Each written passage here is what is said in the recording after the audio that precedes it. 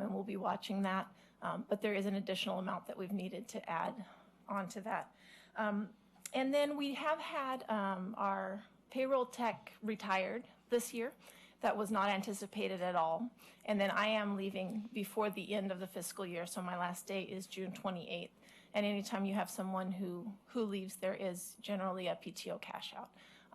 This full amount is for the retirement. Mine is actually covered within the budget. And she was a very long time employee who did not take much vacation. Her accruals were at the limit. And so her cash out was fairly large. For the, there were the forecasting software also we talked about earlier in the year, but that had not been added into the budget. So that just needed to be put in there. And then the court operations, we needed additional temporary staffing. We talked about it previously. This is in addition to that. The workload has been tremendous, and we're still seeing overtime that is through the roof, and we have a temp person that we're actually keeping on through at least August is the current time frame that we have to reevaluate over the summer months to see how the volume is going in court. And then in public safety, all of this is for overtime, and this is related to, so this $15,000, this is related mostly to overtime that the detective is having to do. We've had some larger cases this year that you can't plan for them. And with only one detective, he's been pulling a lot of overtime. And then we've had a few events towards the end of the year here, and simply a lot of overtime. So that's in addition to to what was previously budgeted.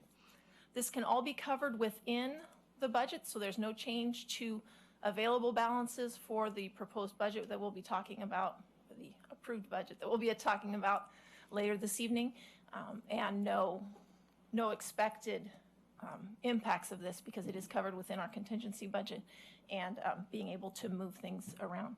There are a few other things in the staff report just to let you know of administrative changes where we're moving little things between lines, but there's no legal need for a budget transfer for those, and it's just so that you're aware of some housekeeping items. Are there any questions? Any questions? Discussion or a motion? I'll make motion to approve Resolution 2019-053, transferring budget expenditure appropriations between categories for fiscal year 2018-19. Second. Discussion on the motion? Discussion on the motion? Seeing none, all in favor of approving Resolution 2019-053, say aye. Aye. Opposed? Motion carries. Thank you, Council. Thank you, Katie. Item B under new business is Resolution 2019-054, adopting the capital improvement plan for fiscal year 2019-20. Katie? So I don't have a whole lot to say about this. We've covered it during budget. It was approved as is when reviewed by the budget committee. Julia is here who can probably much better than me answer any questions on it. My name's behind it because it's part of the budget process, but she's here. Any questions for Julia? Okay, any discussion by council or a motion by council on this resolution?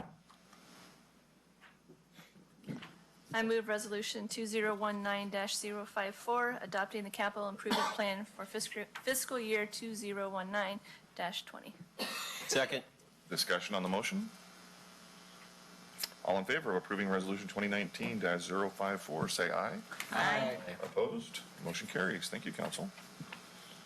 Thank you, Katie and Julia. Public hearings. We're on item 9.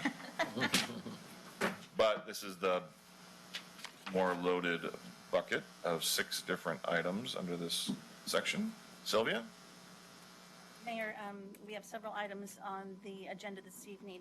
The Sherwood City Council will hold public hearings for 6 items listed on the agenda. Ordinance 2019-005, amending multiple chapters of the Sherwood Municipal Code regarding citizen boards and commissions. This is the second reading on this item. Ordinance 2019-006, approving the second restated intergovernmental cooperative agreement creating the Willamette River Water Coalition, an intergovernmental entity formed under ORS Chapter 190 between Tualatin Valley Water District and the cities of Sherwood, Tigard, and Tualatin. Resolution 2019-055, adopting a schedule of fees as authorized by the City Zoning and Community Development Code, establishing fees for miscellaneous city services and establishing an effective date. Resolution 2019-056, declaring the City of Sherwood's election to receive state shared revenues. Resolution 2019-057, adopting the fiscal year 2019-20 budget of the City of Sherwood, making appropriations, imposing and categorizing taxes, and authorizing the city manager to take such action necessary to carry out the adopted budget. And ordinance 2019-007, amending Sherwood Municipal Code, Chapter 8.04, regarding abandoned, stored, and hazardous vehicles. For the two ordinances listed tonight, this will be the first, the first reading other than item A. The Sherwood City Council, in conducting this hearing this evening, will hear from staff. Questions, if any, by the City Council for staff. We will then receive written testimony. We will then open the public hearing for testimony, and the time will be limited to 4 minutes per person. Any interested person may present testimony. At the close of this hearing, no other comments will be heard from the public. Final comments by staff, questions of staff, if any, by the council, discussion by the council. For the ordinance that are on the schedule this evening for the first hearing, this is the first hearing on those ordinances. Generally, council will hold 2 hearings prior to making a decision. A second hearing on these items is currently scheduled for the July 2nd meeting. However, in accordance with the Sherwood City Charter, council reserves the right to make a decision at the close of this hearing by a unanimous vote of all sitting council members. For this ordinance, for the second hearing, this is the second hearing on that item. The decision may be made by the council at the close of this hearing, or the matter may be continued to a time and date certain. If the matter is continued to a time and date certain, this is the only notice of that date you will receive. If you wish to speak, please fill out the testimony form and submit it to the city recorder. The mayor will recognize those people wishing to speak, and any questions should be addressed to the mayor. When you come forward, please state your name and address for the record. As this hearing will be recorded, please limit your testimony again to 4 minutes. Thank you, Sylvia. So first ordinance, if you weren't following along, is ordinance, our first item is ordinance 2019-005, amending multiple chapters of the Sherwood Municipal Code regarding citizen boards and commissions. Joe. Thank you, Mayor and Council. As the Mayor and Sylvia both said, this is the second reading of this ordinance. I'll be very brief. We'll answer any questions Council might have. Simply, this is a ordinance to kind of clean up our existing language. As I said a few weeks ago, some of our advisory boards have been created by ordinance, some have been created by resolution. This essentially creates a new chapter in our code, so all of the boards and commissions, the advisory boards and commissions are in the same place, in the same format, have a lot of consistency, consistent language across, and it just basically recodifies a lot of work that was done in the past and makes things consistent. The one significant change is it adds a new advisory committee, which is the Senior Advisory Committee. Assuming council adopts this ordinance, we'll start the recruitment of that right away. I know there is interest in the community to serve on that committee, so we're excited about getting that going. So I am here, and Josh, who's been very helpful in crafting this ordinance, to answer any questions you might have. Great, thanks, Joe. Before we do that, anyone like to give testimony on this ordinance this evening? Going once, going twice. We will close the public hearing on ordinance 2019-005. Any questions for Joe about the proposed ordinance or discussion amongst ourselves? I have a quick question. Yep.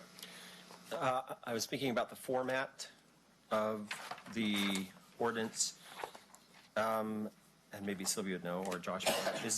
I noticed that under any of the sections, for example, if you look at, where was it? Let's see. Anyway, one of them, it says, this is page 275. Terms of office, except as provided in subsection B of this section. Well, you need some time to go find section B? Because what I'm asking, is this the format? We don't usually, bullet the A, B, C, D. It's all just combined into a single paragraph. Is that pretty standard, or do we normally kind of space those out a little bit? So you're looking at page 275. That's the existing code language. Yeah. If you flip over to the proposed new code language, you'll find And it it's is? nicely formatted, spaced, and easy You to just read. made my day. See, that's how it should be. And you knew that, so I have no comment. We Thank included you. the current code because I think a number of council members said, I want to see what the current code looks like that Yeah. you're Yeah. proposing to eliminate. No, that's So awesome. That's it. We could have crossed that all out, but then you wouldn't have been able to read it, so. I want you to be able to appreciate the old and the new. Correct. The new looks much better. So nice. Yes. Any other questions or Nope. comments? It's very well done. Thanks, Joe. And Josh, Do we have and whoever else. a motion? I move that we recaption and adopt ordinance 2019-005, amending multiple chapters of the Sherwood Municipal Code regarding citizen boards and commissions. Second. You can have. Who was officially recorded as the second I will on that one? concede to To Doug. Doug, yes. Moved and seconded. Sylvia? Ordinance 2019-005, amending multiple chapters of the Sherwood Municipal Code regarding citizen boards and commissions. Counselor Scott? Aye. Counselor Griffin? Aye. Counselor Rouse? Aye. Counselor Young? Aye. Counselor Garland? Aye. Council President Rosner? Aye. Mayor Mays? Aye. Thank you, council. Thank you, Joe. Item B is ordinance 2019-006, approving the second restated intergovernmental cooperative agreement related to the Willamette River Water Coalition, an intergovernmental entity formed under ORS Chapter 190 between Tualatin Valley Water District and the cities of Sherwood, Tigard, and Tualatin. Josh? Thank you, Mayor. So this may seem a little unusual to all of you to have an ordinance approving an IGA. Typically, we do that by resolution. In this case, under state law, when an IGA forms a new intergovernmental entity, that has to be done by ordinance as opposed to by resolution. So all of the partners, TVWD, Tiger, Tualatin, and ourselves will be approving this by ordinance, and then those ordinances have to be sent to the Secretary of State after that process is completed. So WRWC has existed for some time. Its name was changed, but it's existed since 1997. And it was originally envisioned as an all-encompassing water intergovernmental agency. And since that time, its focus has narrowed down to basically just two primary things, which is managing water rights on the Willamette and providing stewardship of the Willamette as a natural resource. So this IGA is a restated IGA. It will continue the existence of the WRWC, but it narrows that focus, more accurately states what the WRWC is intended to do, and it clarifies a number of other additional items. And I'm happy to answer any questions you have about it. Before we go there, though, anyone in the community like to testify on the proposed ordinance? Going once, going twice. We will close the public hearing on ordinance 2019-006. Does council have any questions of Josh on the proposed ordinance or discussion amongst ourselves? My comment is I'm agreeable to approve this unanimously if the will of the group to get her done and move it on. It's a straightforward thing. It's protecting all of our interests on the Willamette. And I think compliments to Tim, our representative on WRWC, and Josh for holding the line and protecting our interests in this organization. I appreciate that. I would say two things in that regard. Most important being there has been one change to the proposed IGA since this agenda was produced. So the version that you have attached is not the final version. What did you do? The October 1st, 2019 effective date was not actually reflected in the IGA itself. And so one of the lawyers noticed that, and that we added that back in so that at the next council meeting, you'd have the full version with that language. So are you wanting us to wait in the event you find another Scribner error? I'm suggesting you wait for that reason, and also because It's not going to be effective until October 1st anyway, so there's not really any rush. The other partners have not even had their first hearing on this yet. All right, then I'll withdraw my suggestion. Other discussion or question before we move on? Great. Thank you. So we'll have a second reading of this in July, Correct. so we can review the additional Scribner corrections that you find. I don't expect there will be any. We had enough eyes looking at it. Moving on to the first of three resolutions. First is Resolution 2019-055, adopting a schedule of fees as authorized by the City Zoning and Community Development Code, establishing fees for miscellaneous city services, and establishing an effective date. Katie? Evening again. I'll be up here a few times. I apologize for my allergies.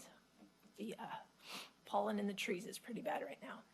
So I've tried to narrow down this year's presentation to just what is new and changing, as opposed to everything that's been included in other resolutions that you've already approved. Because if it's been approved for a 2% increase, or it's been approved for an increase that's equal to some other index, I have not included it in here. If you do have questions on it, please let me know, but I'm not going to go through all of the different changes that have been approved by resolution.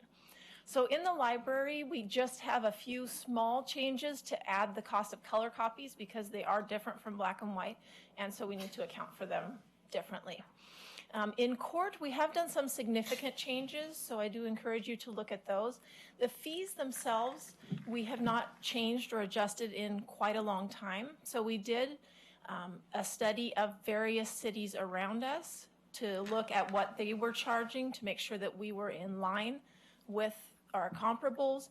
We looked at our volume in different areas, a variety of different factors, and then these are the resulting recommendations after the city manager and myself and the court supervisor met to go over each of these fees.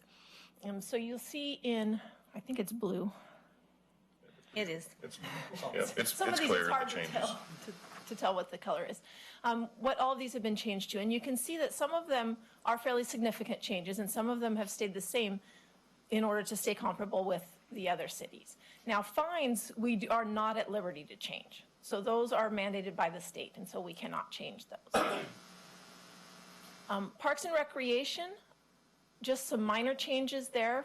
For the high school stadium turf, we bumped up the practice time for youth to be equal to the games and things like that, so $25 an hour. And the picnic shelters were increased slightly, again, making sure that we're in line with what's happening around us and to cover costs. For the senior center, it does fall under Parks and Recreation. My recommendation in the future, maybe Joe or whoever comes after me can maybe change this to community services or something, because Parks and Recreation seemed strange to put the senior center under. But, so we added a price for the entire building, just to make the fees more clear. And then we also clarified that there's a different price for people who are not yet seniors, because the food is so good now at the senior center. We want to make sure that everyone can enjoy it. Then we have the Center for the Arts. And you'll see a lot of changes here. And we don't have the old prices because it's sort of a more drastic change in how things are looked at. And so rather than having a whole bunch of crossed out lines and parentheses and new numbers, this is the new suggestion, and this is to take advantage of the most hours, getting the most revenue and the most use out of the day, so that people aren't taking up 2 hours right in the middle of the day or things like that, and getting the best use and the best fees for the amount of time that they are there.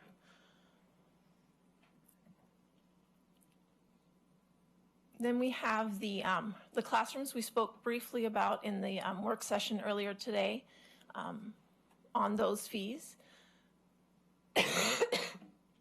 And you will notice a difference for performance days and rehearsals, again, to make sure that people can optimize the use. And we do stay competitive around, but we do right now believe that those rates are appropriate for drawing people into our center. Same thing here. Again, like I said, it's a full full change on on all of these rates, which is why there are so many of them here. And that is all that I'm prepared to go over unless there are specific questions or comments from the public that need to be addressed. Thank you, Katie. Anyone like to weigh in and give public testimony on the proposed resolution? Going once, going twice. We'll close the public hearing for Resolution 2019-055. Questions of council, or discussion by council, or motion by council. I'll make a motion to approve Resolution 2019-055, adopting a schedule of fees as authorized by the City Zoning and Community Development Code, establishing fees for miscellaneous city services, and establishing an effective date. Second. Moved and seconded. Discussion on the motion. Seeing none, all in favor of approving Resolution 2019-055, say aye. Aye. Opposed? Motion carries. Thank you, council. Thank you, Katie. Next item is Resolution 2019-056, declaring the City of Sherwood's election to receive state shared revenues. Are we sure we want that money? It's funny that we have to do this, but it's by law. We have to say, yes, we want it. Yes. Yes, we do want it. We do also have to have 2 public hearings. We've had one at the Budget Committee, and this is our second public hearing. The information I'm providing has therefore already been provided once. I will go through it fairly quickly. I will be providing it for those who are watching, and if there's anyone in attendance here who wasn't here at the Budget Committee meeting. So the estimates on per capita, again, these amounts are distributed. Our population is given by Portland State University, and our estimated amount is 19,505. So these numbers are simply multiplied by the per capita by the 19,505 to give us the amount. The city does not receive the marijuana tax revenues because currently recreational marijuana is prohibited in the city of Sherwood. Sales. Right. Recreational marijuana sales. Sales, sorry. Same thing as the Budget Committee. So as far as revenues go, these state shared revenues fall into the intergovernmental section. So 2.1 million about is how much the general fund receives in intergovernmental revenues. And this is then further broken down. And of these, what we're talking about in this hearing is the cigarette taxes, which are only 23,000, state revenue sharing, which is a lump sum of 265,000, and then liquor tax, which is 362,000. The other intergovernmental funds are not part of this state shared revenue. They are intergovernmental. And then in street operations, a large portion we do receive from the state, about 1.5 million. What we currently use these for and what we intend to use them for in the budget is for general services. And this is what the resolution indicates, is that we do provide these services that allow us to receive this money. So it is combined with other non-restricted funds, and it's not specifically designated the way that we have it currently and the way it is in the budget. The activities supported are public safety, administration, community services, facilities, community development, all of the basic functions of the general fund. Now in street operations, those funds are more restricted, and that's why they're placed in the street operations fund.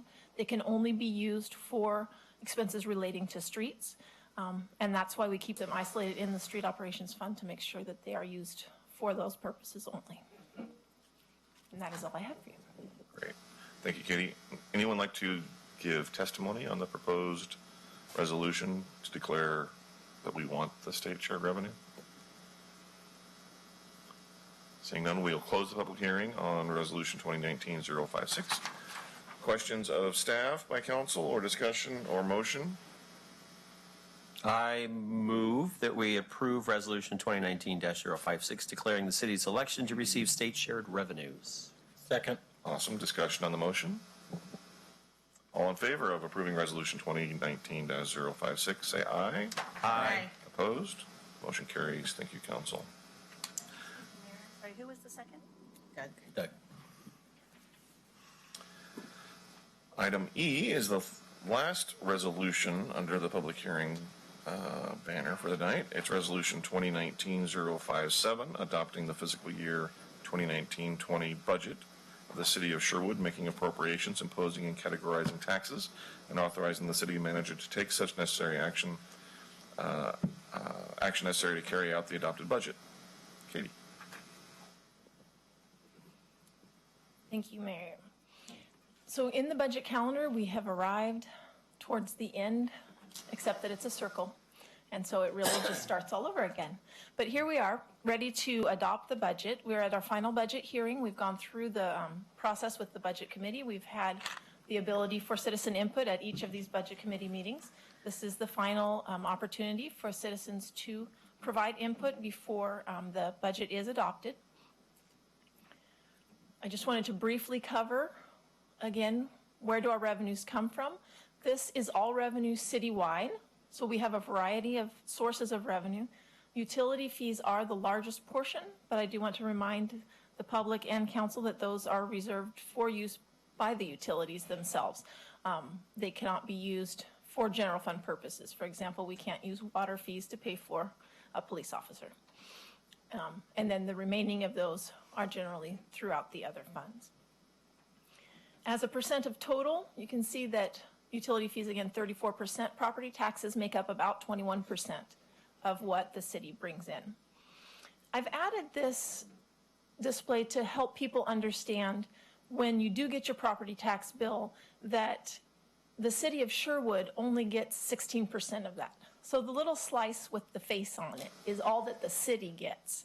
And I think sometimes the public has this belief that the city gets all of the money that's paid in property taxes. And so there's this expectation that the city can provide a lot of services. And I just want to remind people who may be listening to this that the city really only gets a small portion of those taxes and that we are managing those to the best of our abilities for the citizens. So the expenses, where does the money go? The largest portion goes to personnel services. We do have a large portion in capital outlay. For this upcoming year, we have some that we've set aside for years for some transportation projects and that we've set aside for water projects. We have some large water projects that we've been setting aside fees for several years for plant expansion and growth there. Again, expenses spread fairly evenly, actually, between personnel, materials, and capital outlay, with a tiny bit for debt service, but so far we're actually very well set as far as debt service goes. We have a fairly small portion. Wanted to point out the key personnel changes that have happened. We have the elimination of one position, the legal and finance administrative position, an addition of a limited duration position of economic development manager, and then several full-time positions in court and police, as well as some that are funded by special revenue and enterprise funds, the maintenance workers, 2 maintenance workers full-time, and then a seasonal maintenance worker. So I want to point out that we have the approved budget and then we have the budget that staff is recommending, and they are slightly different. And so I want to point this out for you. We discussed with council information that we had received from the architect on the recreation center expansion and the fact that that was going to cost more than we had originally anticipated. So before you right now, you have the approved budget that was approved by the budget committee. And then what I have done on the additional recommended amendment, you'll see in red where I've added the professional and technical services of $56,000 to the general construction fund to allow for payment of that, to allow us to proceed with the architect for that center. That is the only number that has been added to this, and the other red numbers are just trickle-down effects of that one number being added. It was more simple to present it this way and have it written into the resolution. If you're not okay with it, we can, of course, amend the resolution. But if you are okay with it, then it makes it easier just to pass the resolution with the numbers already amended in it.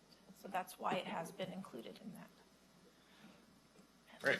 Thank you, Katie. Anyone like to give comment on the proposed resolution or the budget for next year? Here is your chance. The last chance after many chances. Seeing none, we will close the public comment period for Resolution 2019-057. Council, any questions of? Sorry, can I ask a quick question about that 56,000? So is that in addition to the original amount that was approved? That's correct. And how much was the original amount? 25. So it's going to be a total, so we approved 25, and now we're going to spend 81. 81. That's a substantial increase. That's correct. Where did we pull that from in the budget? It is from the Parks Administration SDCs. Okay. Construction funds. Okay. Okay. Great. Other Does anyone have more background on why that tripled? Did we have a work we had a work session Yeah, on it? just the We covered it in I the don't work know that he session. was Okay. there. I just don't remember. You might not It was have been just I don't a know. shock when the architect came back with the summary, and then it included like the HVAC person and all the mechanical engineers and everything. And Doug, we all had the same reaction. Okay. Times. Maybe I wasn't there, or I slept through it, or something. We all said the same You thing. actually missed it. That's the one you came in I think late so. to. Yeah. Okay. Yeah. Don't feel bad. Okay.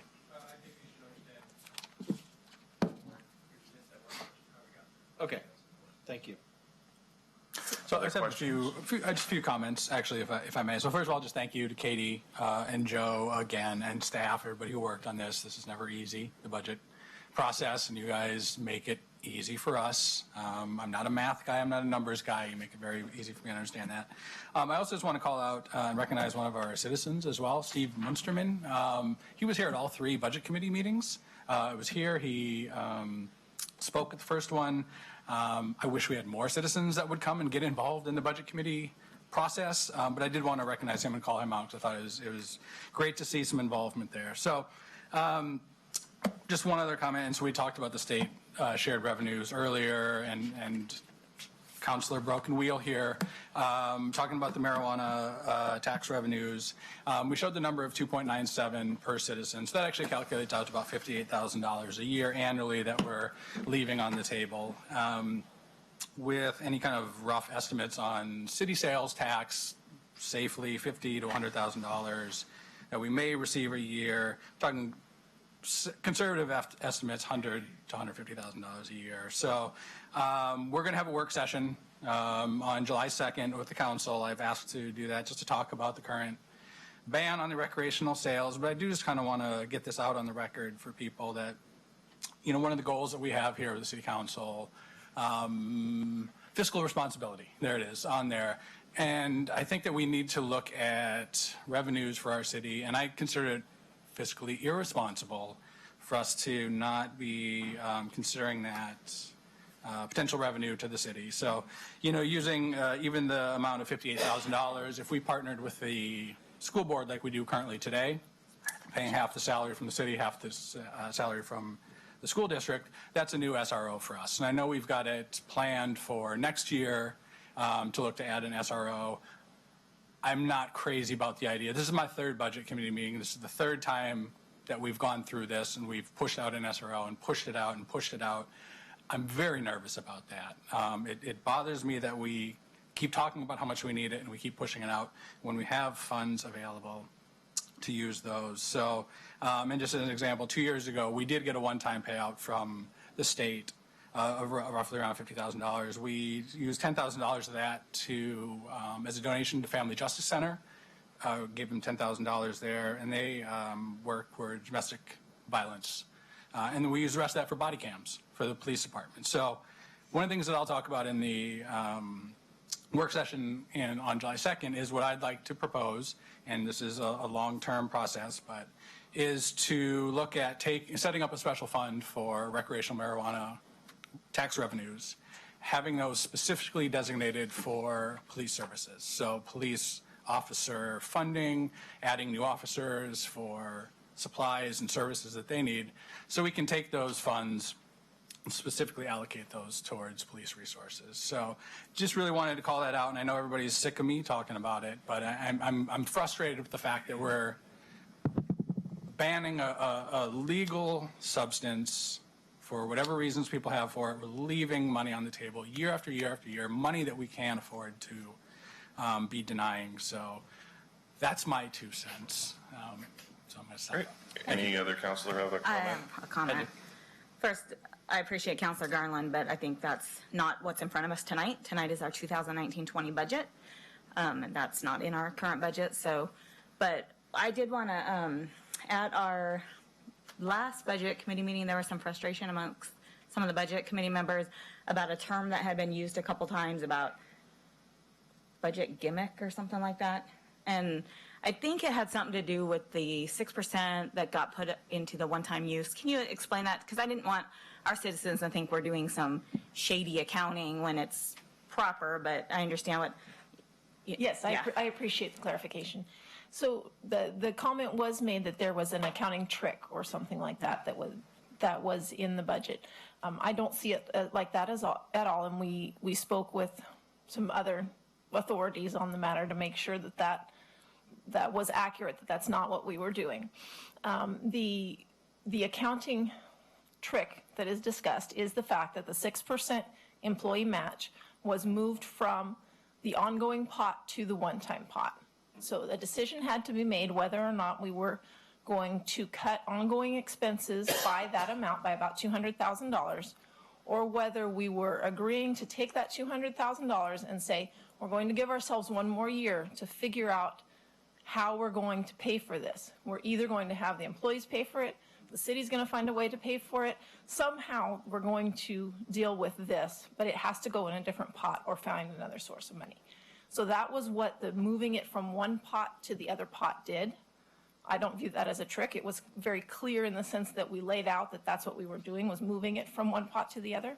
But the intent definitely was not to do anything shady or hide. Yeah, and I didn't think so, but since that word got used, and I don't think it was intended to be perceived that way, but it was, since we were on tape. I think some of our budget committee members were trying to clarify that. Some of us didn't realize they were trying to clarify that, and then we moved to go to the next meeting, and so I just wanted to clarify it here for them. Great. Any other comments or questions? Yeah. Surprise, surprise. I want to bring up the conversation regarding the additional 5 hours for the senior center manager. First, I want to say you guys did a great job with the budget. Very, very pleased with the budget overall. On principle, I will be voting no again towards the budget because of those 5 hours. Specifically, since we have adopted a new committee that is for the seniors in our community, which is a much needed committee, I believe, an advisory committee. But it's going to be expecting that senior center manager or coordinator, whatever title is, those extra hours and having to fudge and skirt around and try to find extra time. So on that principle alone, I'm going to be voting no. I realize Joe has the authority to make those changes if it's foreseeable in the future. I respect Joe highly. I think he does a great job. I just wanted to let you all know where I'm at. Sounds good. Other comments, questions? I would just want to add to that on the 5-hour issue. For me, that whole discussion in the budget committee was not about the value of our senior center. We all value that center incredibly. In our goal setting sessions, we asked that staff focus on expanding the offerings in that facility, which they've done a great job of. 5 hours is a very small amount. It's well within Joe's authority, and I think part where I was coming from in that meeting, it's not the place of the budget committee or the council to tell Joe hour by hour where he should be putting that effort, and it's a small amount of money, and if he feels that is of value and we need to do that, he'll do it, and he has the authority to do it. Other comments or questions? I would just add to that, again, that it's not the council's job to tell him, the city manager, who to hire, and that's overstepping our boundaries immensely. And also in the budget process, there were, 10, 12, 14 other positions left on the table that we also weren't able to fill. So for us to tell our city manager which one he should fill, that's up to him and running the city. The council is a overseer. We are not day-by-day operations, and so I trust that our city manager will do the right thing. And I think throughout that budget process, it was very clear how much I don't want it to seem like council doesn't appreciate what's going on, and for the subject to keep coming up, it makes it sound like council doesn't appreciate our senior center workers, and it was absolutely clear that we would give them all the hours they needed if that's what the city manager felt was the best. Great. Other questions, comments? Thank you, Joe. Thank you, Katie, and the Budget Committee for all of the hours they spent. It is there is an argument to why you should only do this every other year. Do a 2-year budget but it doesn't make sense, unfortunately, because things change in a month-to-month basis, certainly. So anyways, I appreciate all of our volunteers in our community that helped us with the budget, our staff that worked long hours, and council as well, to consider all of the challenges. We want to do a lot. It's difficult to say no. We need 4 more officers in PD than we have budgeted. We've got a plan that we want to try to stick with, and this is the start of that plan, dealing with the top priority of when to hire who, when to bring another SRO on board, et cetera, et cetera. We want our art center and our senior center to be super thriving centers of our community, and ideally generate revenue to offset expenses so it is never at risk for a budget conversation. Is that ever achievable? But we can try. And we want it just a hub of activity all hours possible, because we know the value that it gives to the richness of our community, as well as the other services and amenities in our town. So thank you all for all of that effort. With that, is there a motion or more discussion on the proposed resolution? I'll do it. I make a motion that we approve Resolution 2019-057, adopting the fiscal year 2019-20 budget of the City of Sherwood, making appropriations, imposing and categorizing taxes, and authorizing the city manager to take such action necessary to carry out the adopted budget. Second? Second? Oh, sorry. Third. Third. Discussion on the motion? All in favor of approving Resolution 2019-057, say aye. Aye. Aye. Opposed? Nay. Thank you, council. Thank you, Katie and Joe. Next is our last public hearing item, an ordinance 2019-007, amending the Sherwood Municipal Code, Chapter 8.04, regarding abandoned, stored, and hazardous vehicles. Chief. Thank you, Mayor. So we're talking about Chapter 8.04 of the Municipal Code, and it deals specifically with when cars are considered abandoned, when they can be towed, and all that good stuff. So worked closely with the city attorney's office, Josh, as well as others, to make sure we had the wording that we wanted. So the current language, there's a lot of attachments with this, so just to make sure everybody's clear, the current language is attachment A, so that's how it reads now. Attachment B, or exhibit, not attachment, exhibit A, and then exhibit B is a very redlined edition of the language. So that's what you have. So I'm just going to point out a couple things, and I'm going to make my first point by way of analogy. So one of the issues that needed to be fixed desperately was, let's say that a citizen lives in Sherwood, they park their car on their street, in front of their home, and they go on vacation. And they come back 7 days later after a nice vacation and their car has been towed. That is possible with the old language, and obviously that's extremely problematic. We've wanted to fix that for a long time. And so, like I said, that's the analogy on the main issue. There's some other language issues that we've identified. As I said, there's a lot of red lines, so I will just stop at that point. We respect that you approve this new ordinance, and either tonight or after second reading. I get confused. That needs 2 readings on ordinances? Yeah, so second reading. And so with that, I'll answer any questions. Thanks, Chief. Before we do that, we'll give the community an opportunity to give testimony on the proposed ordinance. Anyone like to weigh in on what the Chief is asking us to do?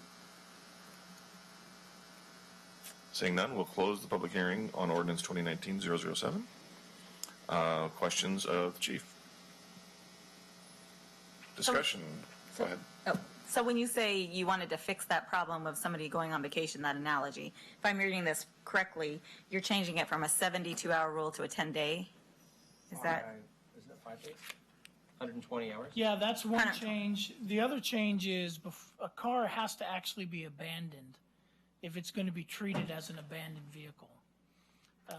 There's a difference between an abandoned vehicle and an overterm parking or on-street storage. And so we cleaned the language up to clarify that difference. And a part of that was to extend that time limit to make it what we felt was far more reasonable. We still don't believe the intent in this ordinance, then or now, was to allow just endless storage of a car on a street, but it needs to be reasonable. I mean, Right. it's so easy to have circumstances where you come up against 72 hours. That's only 3 days, and that's a long weekend, so to us, that clearly wasn't reasonable. So to answer it, it's being changed to 120 hours. And Okay. Councilor Young, just to add on to that, it's 120 hours and then there's a 48-hour posted notice. Okay, so I So get it 2 gets you more to a days. total of 7 days minimum. Okay, Well, and not only that, it has to meet one of those 3 conditions. It has to clearly look like it was abandoned. It needs to look, or it needs to be inoperative, or it needs to be, it's an addition. Well, that's for the abandoned, so. Right, to be abandoned. Right, so But what there's we're other talking about stored is a ones. stored vehicle, Yeah. Right. which has that different language. right here. So yes, that's new language. So in essence, we've taken the code that kind of was all-inclusive, and we've broken it into 2 sections. And when I say we, the majority of the work was done by Josh and others, but I cheered them on. I mean, And when he says Josh and others, he means Josh and Ashley, our legal intern. there you go. Great job, Ashley. Way to go. Good job, Ashley. So we've now broken it into 2 clear sections. Here's how we're going to address abandoned vehicles, which is exactly what Councilor Griffin said. They're clearly abandoned. They're in some state of Right. disrepair. Expired They've tags. literally have vegetation growing on the roof. Any number of different conditions. Or it's an illegally stored vehicle under that definition. Great. How does your proposal compare to our neighbors? So, our neighbors are kind of all over the board. There was no, a lot of times you find municipal code everybody kind of goes the same way. And as I recall, there was a lot of variances, but we're certainly well within, we're not way easier or way more strict. I mean, we took some of the things we liked and used that language, and frankly, some of it we customized to, like I said, to meet what we thought was that reasonable standard. As your police chief, I'm not going to let officers go out there and tow cars unless it's legitimate and it's absolutely warranted. And the language we had before, we had to tell officers we're not towing under this language. And so there was constant monitoring because it would create confusion. And so this cleans that up, and I don't think citizens want their cars towed. And in fact, I will tell you that in my history in this business, or my experience, nothing gets the ire of a citizen quite like, and it's a little shocking, one is parking tickets. You would think that a $20 parking ticket wouldn't be that big a deal, but that will really stir people up. And then, of course, understandably, the other thing is when their car gets towed. And that can be an expensive thing for staff to process if we towed a car in error, because then it involves multiple departments, and Josh gets in. Yeah. This is, Much better to correct behavior, understand the issue, and have a conversation instead of, getting to that point. I apologize. Josh, anything to add on that, on the mayor's question on that? I think you summed it up pretty accurately. The cities around us are kind of all over the map. I was talking to Councilor Griffin about this earlier because he had a similar question.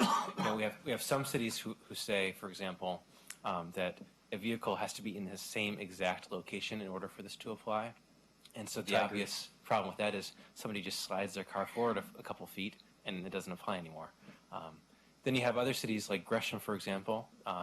Let's say it applies to a car that's located anywhere within the city. So a stored vehicle could be, you could move it to the other side of town and it still falls within the scope of the ordinance. This 500-foot radius that we include in here is in the existing Sherwood code, and it seems to kind of strike a happy medium between those two extremes. Yeah, that was my question. I thought 500 feet. I'm like, well, where does that come from? So when a citizen asks me 500 feet, I'm like, well, it's always been there. And so, and he's right. The other cities are just absolutely all over the board. So, Yeah, and I trust that the police, their goal is not to see how many vehicles they can tow in the next 30 days. It's to, to move things along. And yeah, nobody wants the RV parked in front of the forever. neighbor's house for 3 months with a tarp over it. Yeah, ironically, a completely different section of the code, but nonetheless, you're right. And let me just add the reason we need that 500 feet or something like that is the example that Josh made is frequent. So we will identify a car, it will meet the strictest of criteria that we have.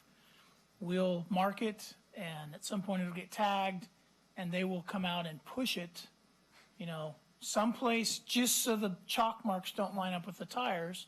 They'll scrape the tag off, and that's that. This is a resource drain then for Dan, our code compliance officer, one of our officers, whoever's involved in this, to have to go out and put new marks down and a new sticker tag on the car. It's defeating the entire intent of what we're trying to accomplish. So. Great. So just a quick question, just so I can understand this. I'm having a little trouble reading with all the red line stuff on it. If there is a car that is clearly abandoned, wrecked, partially dismantled, let's say, do all cars still get a notice and they have a 48-hour window to still possibly do something about it before it's towed? Yes. So in general, yes, there are a few exceptions to the 48-hour dangerous, notice, right? a hazardous vehicle Okay. or vehicles like that are evidence in a crime. Okay. But in general, yes, abandoned and stored vehicles will get a 48-hour Okay. postal Okay. notice. Thanks. I'm a little unclear on the definition of stored, so it's troubling me a little bit. A vehicle that's remained in the same location or within 500 feet of the same location for more than 5 days, or 120 hours, 5 days. So 500 feet's a long ways. Someone could have a car parked somewhere for a 3-day weekend, drive it, come back an hour later, park it around the corner. It's a perfectly operable vehicle. They're not storing it anywhere. Wouldn't that then meet the definition of stored? 5 continuous days. Right, but if you're 500 feet away, you got there somehow. You didn't just. It just feels like I don't know. I'm struggling with. I understand the intent. I'm just the language seems to also could catch up perfectly normal vehicles that people are driving. The way the language is written. Right. So one other way that people have tried to deal with this problem, it's a national difficulty in defining this, is a block face. But then of course somebody just pushes it around the corner. So 500 feet is. But you keep using the word. I understand that. You keep talking about pushing in the word inoperable, but the storage language is dealing with cars that aren't necessarily inoperable, but they're just sitting there for a long period of time. Exactly. But that could be someone who just drives very infrequently and Correct. is parked for a long time. Correct. Or drives for an hour, leaves it for 3 days, drives an hour again, Then leaves it they're there not for 4 more violation. days. Right. If you are But leaving, by the definition of this code, they could be. if you're leaving that 500-foot 500 radius, you are no longer in violation. So if you But you how's drive it, but what I'm saying is, no one's going to know that they left the 500-foot radius. The neighbor's going to say that car's been parked there for 6 days, and the police will say, "Yep, it's there. It left for 2 hours, and nobody noticed." They're not continuously monitoring it. So there is a opportunity to contest a proposed tow and request a hearing. And so that would be an opportunity for them to present evidence of that. Another way you can tell is looking at the odometer of the vehicle, if you can see that through the window, to tell whether it's being driven in between the visits that the police are making to that location. I think I get the intent. The language seems to allow for Plus they chalk It is misinterpretations. not an easy solution. So let me just, Counselor, if I may. The specific language you see in red is new, and by new, what we mean is that we've cleaned it up. So this portion, I'm trying to make sure I use the right words. This portion of the code is not new. So our existing code, before any changes, doesn't allow people to store their car on the street. The challenge we had is to find some way to define that in a manner which I think is far more reasonable than what we had before. That's number one. Number two, you need to understand that we get calls on this all the time.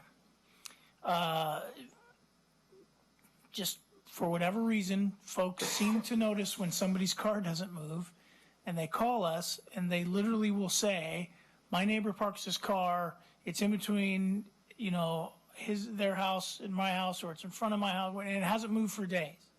It needs to be towed or ticketed. So we have language that will help us to address that. And then lastly, I will tell you that from a operational perspective, this really isn't something that we're going to end up, towing cars on, right? I mean, it's just not, especially with this new language, it's not, because as you say, we're not going to have the ability to just sit out there and draw 500-foot chalk marks on the road. And I mean, if a car is being driven and moved, it's being driven and moved. And so this really gives us far better tools to address a challenge that we're facing. And again, it's not changing the process, quote unquote, that's in the code. It's just making it far more easier to enforce and far more liberal than what it was. Did you not have a definition of stored? I'd have to Stored look. vehicles were classified as abandoned vehicles under the Yeah. existing code. So the 500-foot radius still applied. It was 72 hours rather than 120 hours. And through the modern technology, Captain Hanlon is reminding me via text that, when we run the plates, the first thing we do is contact the owners. Right, I was just going to ask that. Yeah, and 'Cause so it if seems somebody like- says, well, I drive that thing every day, that's just where Right. I park, this isn't an issue. Yeah. You know what I mean? Yeah. I mean, the practicality, the reality of it is, the last thing they want to do is tow that car, and they'll run the plates and contact the owner and get the story. And, it might be a disgruntled neighbor, but Yeah. it is a public street. While we do get these calls, it's extremely rare that these ever lead to anything. And I, as a chief, we've got to have very clear language for the officers to look at and understand. And we didn't have that before. And we had the real potential of a new officer that hadn't got the message saying, oh, well, hey, this car's been here, perfectly operational car, and we're slapping a sticker on it. And then they've gone away for the weekend, 48 hours goes by, they come home, the car's towed, and now we're eating a tow bill and who knows what else, so. No, I think this is good. I just was recalling that car that was parked at the parking lot in front of Stella Olson for felt like a month, 6 months, 9 months ago or whatever. But I remember driving by there like 3 times a day and seeing it there with stickers on it for seemingly forever. It took forever. So I'm all in favor of anything that helps us take care of those situations quicker. Great. Other questions or discussion? Is there interest in considering this tonight, or would we prefer to move it to the July 2nd meeting? Just want to make sure if we want to, I've heard both sides of this, so. I'm in You all favor want of to- proceeding tonight. What? I'm in favor of proceeding tonight, if others are. I always prefer to because it gives citizens an opportunity to come if they have an issue. It's not an emergency at this point, but I'll go with whatever. I agree. If it's not pressing, we want to give our citizens a chance to comment. Chief, is it pressing? Thank you, Mayor. I was just leaning to Joe, and I'm sitting here kind of kicking myself thinking we probably should have addressed this because this is an enforcement code issue. So from my perspective, the sooner is the better. Obviously, you need to do what you all think is right, but the sooner we have cleaner language, I mean, we're saving, it's 30 days, so. It can't go into effect for Added to- 30 days once we approve it, 30 days. Isn't that, or maybe I'm wrong, how long does it take? So I think we're talking about two different things, which we often confuse. So adopting in one night is one issue, which requires all sitting councilors to vote in favor of it. and that allows you to do it in one night instead of 2 nights. The other thing is declaring an emergency and causing it to be in effect sooner than it would be after it's normally passed. So when you pass it, it's usually in effect 30 days later. Okay. Right. You can, by emergency, make that a shorter period of time. So the default is 2 hearings, and then 30 days after that second hearing is when everything goes into effect. Or 1 hearing, 30 days, and we don't have to declare an emergency. Right, or 2 hearings So we're saying and 14 15 days, or whatever, any permutation or anything in between there that you can imagine. So does anyone on this council perceive changes that you might want to suggest at a future meeting? Can't say that I do. So as a important tool for our law enforcement professionals to provide clarity on how to address these issues, I would suggest that we see if there is 7 that will support it tonight. I would go as far as also declaring an emergency because I do believe it is an important tool to give the police to over the 4th of July weekend. But I'm certainly willing to give it a 30-day clock as well.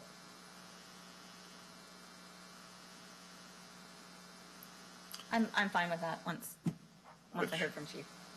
Yeah. So do we want to give it a 30-day clock or suggest an emergency?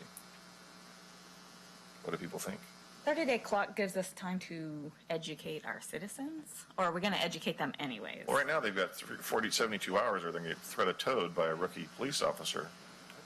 And the new ordinance says, I'm just, I don't believe they'll do it. That's the fact of if they're, That's whatever. what the current ordinance says. I'm just saying the This is extreme. better for them anyways, yeah. Clarity and thing is a good thing for our. So if the city council is going to declare an emergency, that does have to be included in the language of the ordinance. So we just need a couple minutes to give you some language to add to amend the existing ordinance to declare an emergency. I just read it and say declaring an emergency. I would We have a 1 or 2 sentence clause we could pull up pretty quickly to have Chief, you you're- add to the ordinance. I would offer that the 30-day timeline would be fine. Okay. All right. Opposed to adding Based on 2 the more recommendation weeks of onto that. Okay. Chief, do we have a motion? A motion or a read? Renee, you're It's good at read, these caption, ones. adopt. Recap. I move that we recaption and adopt ordinance 2019-007, amending Sherwood Municipal Code, Chapter 8.04, regarding abandoned, stored, and hazardous materials, or Hazardous is hazardous. hazardous vehicles. Second. Sylvia? 7, amending Sherwood Municipal Code, Chapter 8.04, regarding abandoned, stored, and hazardous vehicles. Counselor Scott? Aye. Aye. Counselor Rouse? Aye. Counselor Young? Aye. Counselor Rose? Aye. Counselor President Rosner? Aye. Mayor Mays? Aye. Thank you, council. Thank you, chief. Thank you, Sylvia. City manager report. Mayor and council, I have 2 quick items for tonight. Katie mentioned earlier in her many presentations that she'll be leaving us soon. So I just want to, on the night when we wrapped up the budget with all the work, I would normally thank Katie and her team anyway, but I want to publicly thank her for all her great work over the 3 years she's been here as our finance director. I think she has done a great job in many different ways. Finance department and our budget and a lot of our procedures are in much better shape than they were when she started. Thank you to her hard work. She will be missed. So I wanted to say that publicly. Also, just to let folks know, we're out recruiting for a new finance director right away. That closes at the end of this month. I feel pretty confident that we will have a deeper pool for a variety of reasons. So I'm looking forward to interviewing some good candidates to fill some big shoes when Katie leaves. Like we did last time, 3+ years ago, I am also bringing in a part-time interim finance director, and I had the opportunity to talk to Ross Schultz, who used to be the city manager here and the finance director. He does interim work, and he's agreed to come back and help us in the 4 to 6 week period approximately when we will be without a full-time finance director. So I'm greatly looking forward to working with Ross. I didn't have a chance to work with him, obviously, and he's excited to come back. So you may see him at your July 2nd meeting or maybe your August 6th meeting potentially. So I wanted to inform everyone about that. So, and then the second item, I'm going to put Julia Hyduk on the spot because I noticed that her team is out trying to solicit input right now. There's a survey that is out, and if you can talk about what we're looking for in terms of the economic development component of the comp plan update. And I'm sorry I didn't prep you for that, so I'm putting you on the spot. Thanks, Joe. Yeah, we do have a survey out. It's on the first part of our comp plan update, Thriving and Diversified Economy.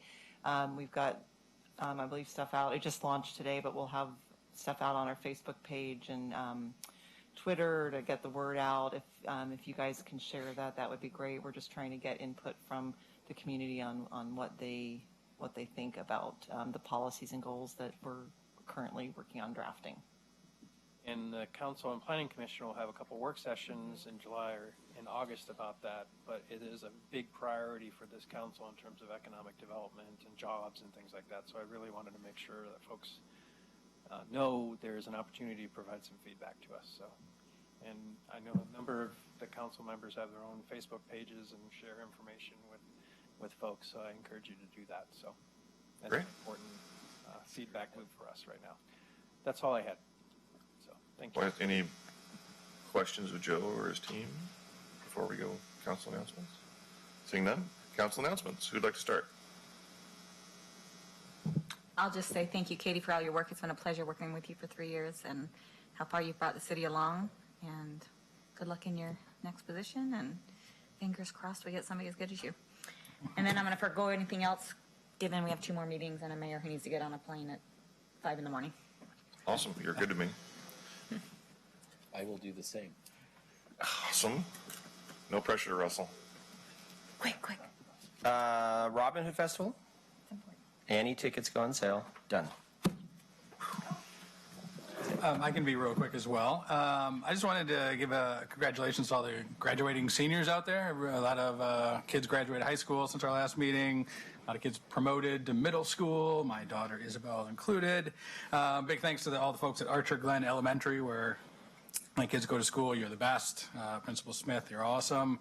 One thing I just wanted to bring up, because it's just a follow-up of a meeting, the House Bill 2191 was signed by Governor Brown yesterday, and at May 7th we had Haley Hardcastle, Sherwood High School senior, came and spoke to us on behalf of Students for a Healthy Oregon, a group that I believe she helped found. And this was to expand the reasons for excused absences from school to include mental and behavioral health. So I just wanted to recognize, again, her hard work on that.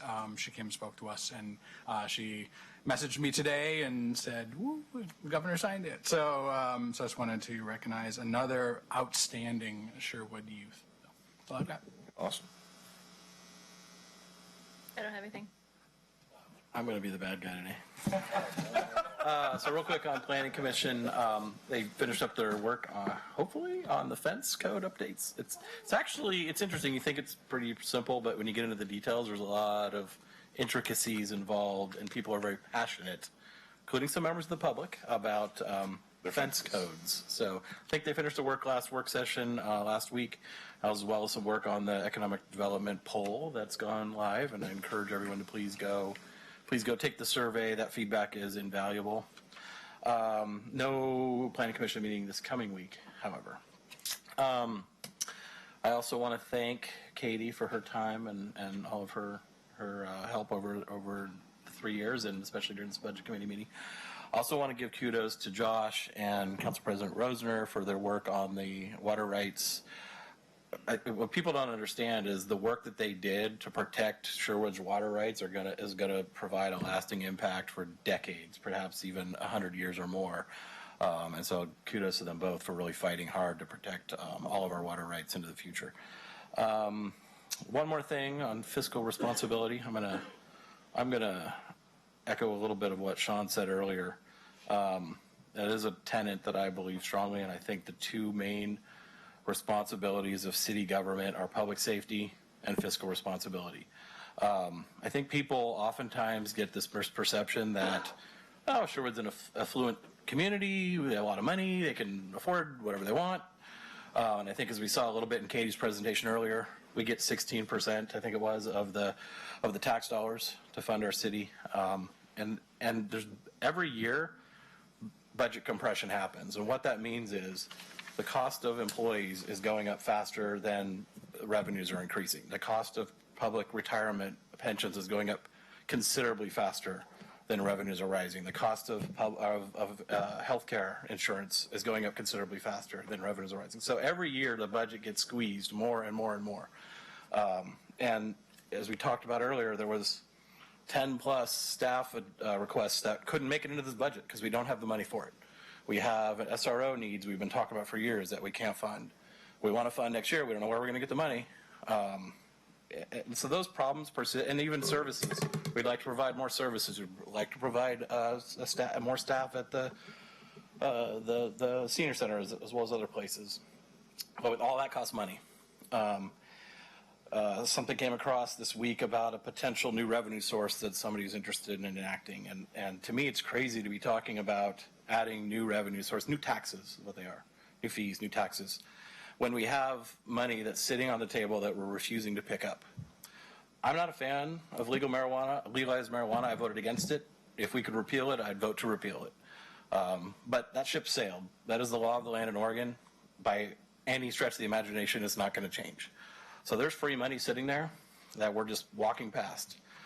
Anywhere from $125,000 to $175,000 a year is a pretty good estimate of what that is. That's a person. That's an FTE. Maybe multiple part-time, employees.